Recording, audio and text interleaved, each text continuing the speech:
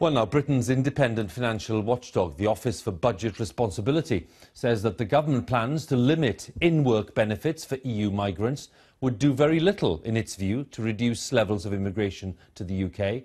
The Prime Minister, David Cameron, has been promising to secure an improved deal ahead of a referendum on the UK's membership of the EU. That referendum will take place sometime before the end of 2017. Let's talk to the UKIP leader, Nigel Farage, who joins us now from Brussels. Mr Farage, good evening. Thanks for joining us. Good evening. What's the point of negotiating on these in-work benefits if they don't affect immigration in any way, according to the OBR?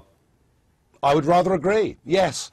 I mean, the whole point is, here we've got a renegotiation, an opportunity for the Prime Minister to completely recast Britain's relationship with the European Union. And indeed, he started off by saying he would negotiate the free movement of people coming into Britain. He's dropped that. The only substantive thing he's looking for from the negotiations next week here in Brussels is to try and stop migrant benefits for up to 4 years. And I think the Office of Budget Responsibility have got it right, because, do you know, the minimum wage in Britain is 9 times that of the minimum wage in Romania, and set to rise up to about 15 times the minimum wage in Romania. People will come in vast numbers, regardless whether they qualify for benefits or not. So what should he be concentrating on in these negotiations if it's not that? Well, I mean, for the British people to vote in a referendum to stay part of this European Union, I think there are 2 key things that people would look for. The first would be the ability of Parliament to veto legislation that was seen to be against Britain's national interest.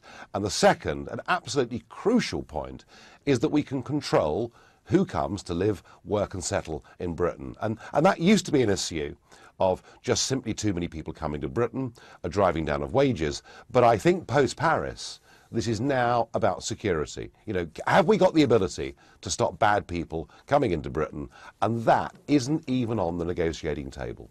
When you look at the letter that was sent by Donald Tusk to the other member states yesterday, according to some cabinet ministers, including Ian Duncan-Smith, he said it was carefully drafted to say that the door is still open to discussions on British proposals, including this in-work benefits proposals. What do you make of that reading? I think what's going to happen is next week in Brussels, the British Prime Minister will leave empty-handed. There'll be a confected argument and row. The Prime Minister will tell us that unless he gets some of his demands, he may well back the Leave side in the referendum.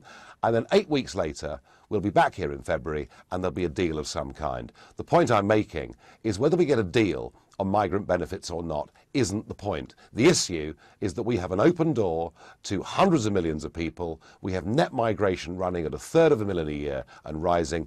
That is the issue, and it's not even on the negotiating table. But on the principle, as Mr Duncan-Smith was saying, on the principle that, you know, people shouldn't be allowed to come into a country, claim benefits where they've made no contributions to the welfare system, on that principle, you would be agreed, yes?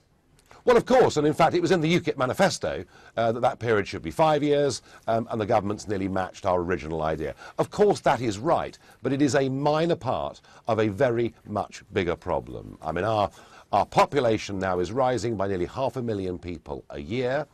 Most of that is because of net migration. Is it any wonder today that you saw the government effectively are going to scrap the green belt, that we have a chronic shortage of primary school places, and a massive health crisis? We are not in a position to accept our population rising as quickly as it is. One of the big headlines today, Mr Farage, as you know, is all the reaction to what Donald Trump has been saying in the US, calling for a ban on Muslims entering that country.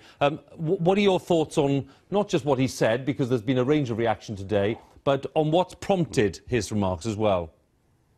Well, look, you know, we all know that we've seen atrocities. We saw one in Leytonstone that was very unpleasant the other night. We had the killings in America with 14 people dead last week, Paris, and it goes on, and it goes on.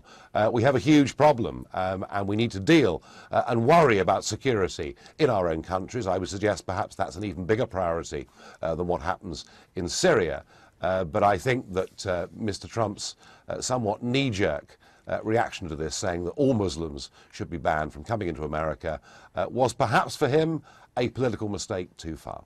Do you think it disqualifies him in some way in this race or not? Well, it doesn't disqualify him. It's up to the Republican Party and it's up to people in open primaries to decide whether they think what he said is acceptable or not. I mean, he is somebody that keeps pushing the boundaries of debate. And that can be a healthy thing in politics, but I suspect with this comment, he's gone too far.